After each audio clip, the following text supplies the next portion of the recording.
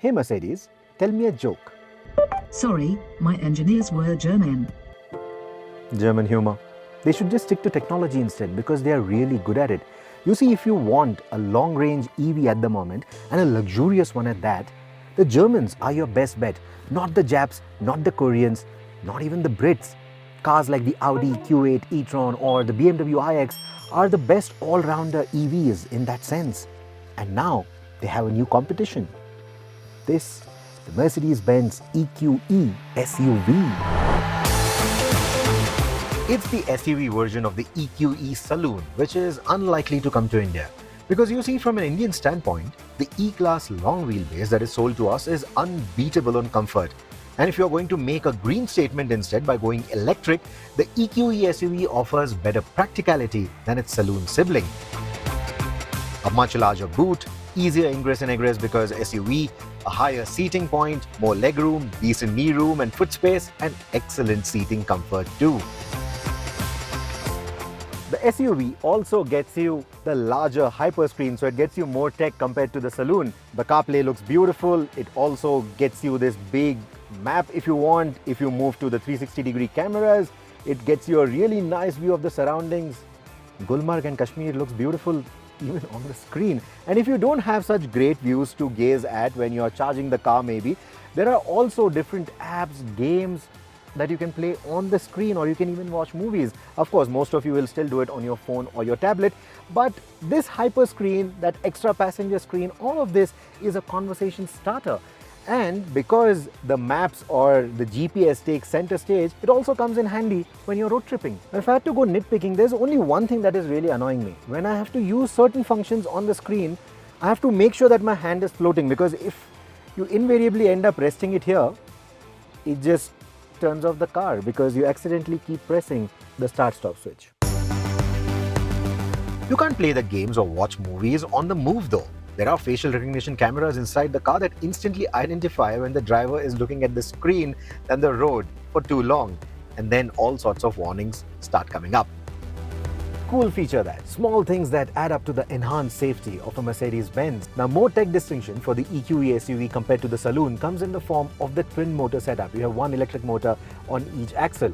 Now, it not only gives you a colossal 858 Newton meters of torque, but it also gives you the electric 4MATIC or the electric all-wheel drive system from Mercedes-Benz. Now, it is more of a safety system, of course. It is safety oriented more than performance. But yes, under acceleration, hard acceleration, it will give you better grip. And when you get it right, the acceleration is very brisk. You can go from 0 to 100, standstill to 100 in under 5 seconds. And top speed, since we are on the topic of performance, is restricted to about 210 kilometers an hour. That's not bad at all for an electric vehicle. Furthermore, the electric 4MATIC system also gets you the off-road mode. And in the off-road mode, you get a lot of information when you're driving off the road, and like the GLC, you also get the transparent bonnet view, which essentially uses data from the front camera, then stitches it all together and then tells you of any hurdles that you may have at the front axle. It works only on the move, of course.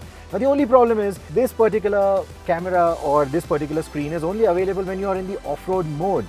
Now, I could have just used the camera hotkey and then brought this up, but you can't do that. You have to go into the off-road menu where you also have the other off-road tools like raising or lowering the car, you have the hill descent control, etc, etc. So you have all those right here. Now, talking about the off-road mode, it will also make sure that the 4MATIC system or the torque distribution, the brake force distribution, all of that is optimized to ensure that you get good grip when you are going over uneven terrain, or maybe wet foliage like we are right now, or maybe over loose surfaces, etc. And all of that works quite well. And you can also raise the suspension, you can also raise the ride height. So apart from the increased ground clearance that you get for this car compared to the EQE Saloon, you can also raise it even further to go over uneven terrain like this.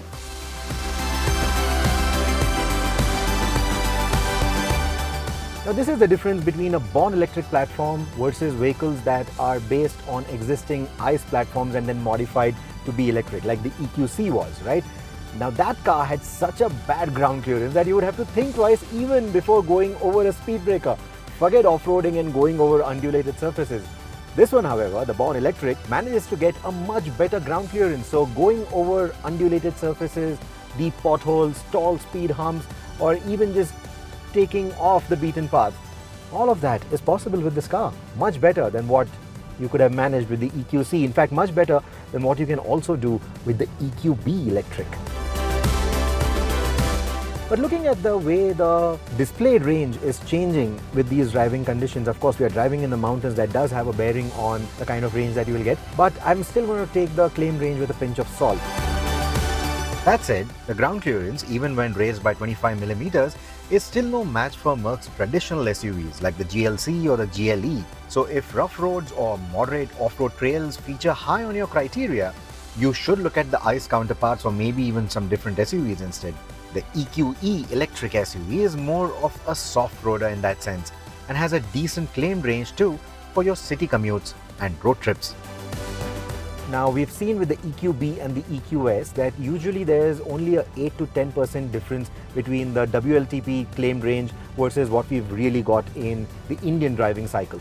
However, for this car, I'm guessing it's going to be a slightly higher drop. I'm guessing it could be anywhere between 15 to 20%. Now, we'll obviously do a proper range test when the vehicle is available to us back home. But right now, from whatever driving I'm doing, I think the range estimate is a bit too optimistic.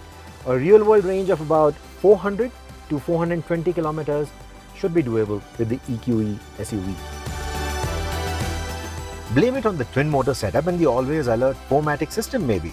In fact, that is also the reason why the EQE SUV doesn't quite match the range estimates of the saloon. Now, this is a 30 kilowatt charger. But this car also supports 170 kilowatt DC fast charging, meaning that you can take complete advantage of the 180 kilowatt DC fast chargers installed at around 20 Mercedes-Benz dealerships already.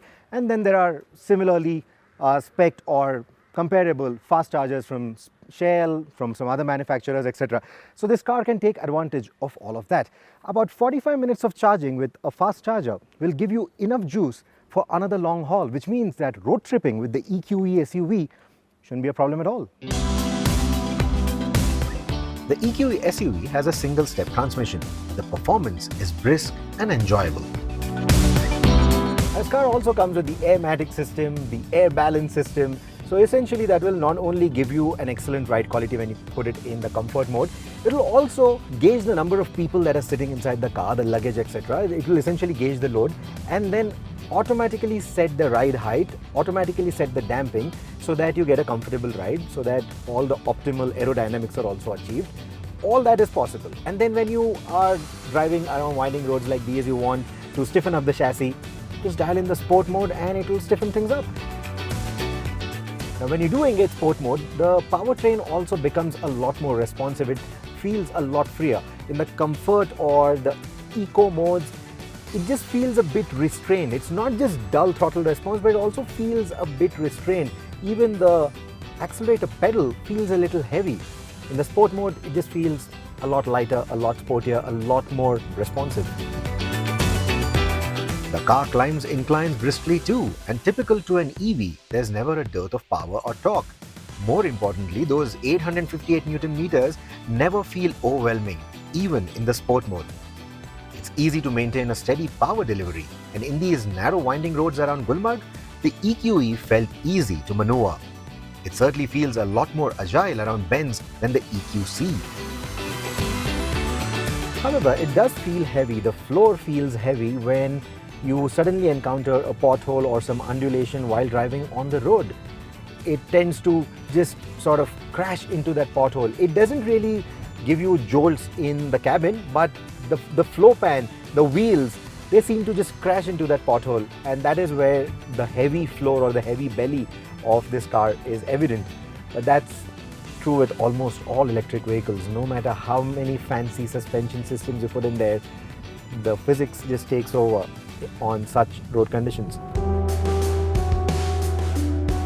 While the cabin feels roomy and the visibility for all the passengers is quite decent, for the driver, the high dashboard and the wedge shape of the car, which leads to a broad profile for the A-pillars, it can hamper cornering visibility quite often.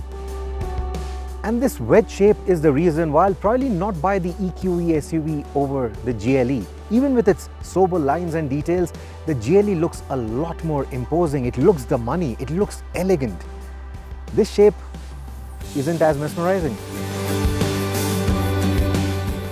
And that is the only fly in the ointment for me. For me, the ideal EQE SUV would have been the GLE with an electric powertrain, but the designers at Mercedes-Benz think differently. They need the EQE to look more like the EQS. When you disassociate the EQE from its ICE predecessors, then you will see a lot of value from an EV standpoint.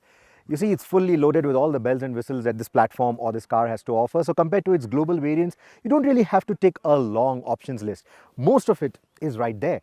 It's got excellent ground clearance despite those heavy batteries in the floor. Much better than what the EQC offered. So coming to terrain like this, getting good views, getting good photographs like this, road tripping, not a problem at all. Then you get a good long range as well. There's exceptional torque, there's good space, there is great practicality, all of that on offer. And then you add the niceties that the brand brings to you, like excellent service, a really long warranty package, a really good buyback package as well. So when you put it all together, when you combine all these things, the EQE easily becomes the best buy in the segment.